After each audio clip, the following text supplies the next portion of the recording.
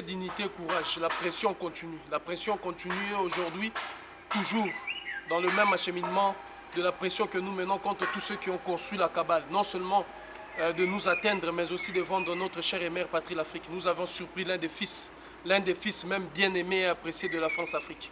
Comme vous le savez, c'est lui qui a été le charnier même qui a sacrifié aujourd'hui le camarade président Laurent Gbagbo.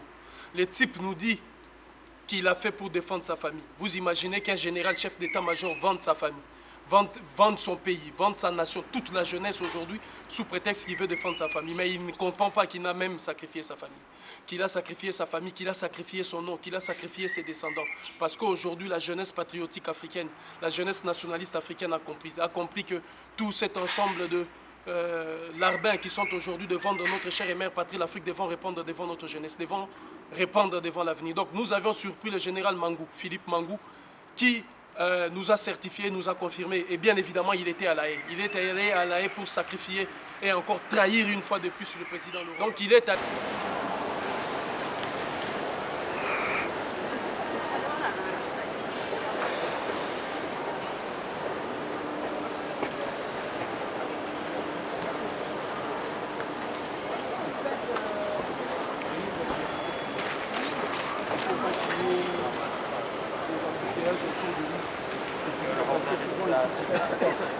On ne pas qu'il y ait des fausses accusations. Non, mais ne me filmez pas là.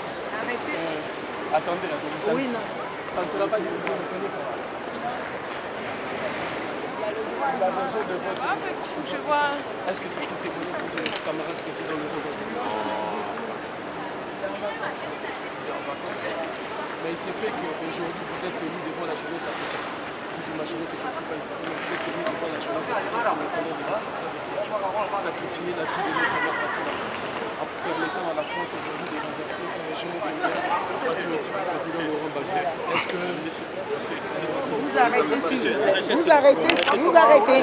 Non, c'est pas... Vous arrêtez, il y a le droit. Aller à La Haye. Sûr et certes, Philippe Mangou était à La Haye. Et selon les dires qu'il est en train qu'il nous a... selon les propos qu'il nous a rapportés, est-ce que vous savez ce que j'ai dit à La Haye? Est-ce pour trahir Gbagbo? Est-ce pour... Et puis, il certifie qu'il a dit à Gbagbo de démissionner. Il a certifié qu'il a dit à Gbagbo de démissionner, que Gbagbo ne comprenait rien. Alors, tous ceux-là qui ont trahi notre chère et mère patrie l'Afrique, la jeunesse africaine aujourd'hui debout, et ils ont des comptes à nous rendre. Et nous continuons la pression jusqu'à ce que l'humanité tout entière comprendra. Et que les générations futures doivent comprendre que la trahison de l'Afrique, c'est fini. Le bouleversement de notre avenir, c'est fini. La trahison de notre chère et mère patrie l'Afrique, c'est fini. Et tous ceux qui seront déclarés de près ou comme de loin, de l'intérieur comme de l'extérieur, ennemis de cette révolution, ennemis de ces changements que nous voulons pour notre chère et mère patrie l'Afrique, trouveront la jeunesse devant eux. Il était gêné, il était mal au point, parce qu'il vient encore de trahir Laurent Gbagbo. Il vient de La Haye et il a confirmé. Et il a confirmé, c'est pourquoi il a trahi Gbagbo. Donc aujourd'hui, la jeunesse africaine patriotique et nationaliste a coincé Philippe Mangou, l'un des fils de la France-Afrique, et il sera châtié. Il sera châtié parce que il a compris lui-même ce qu'il attend. Donc, on ne diffuse pas tout par rapport à ce qui s'est passé. On maintient encore la surprise. S'il lève son petit doigt, vous verrez ce qui s'est passé. Unité, dignité, courage.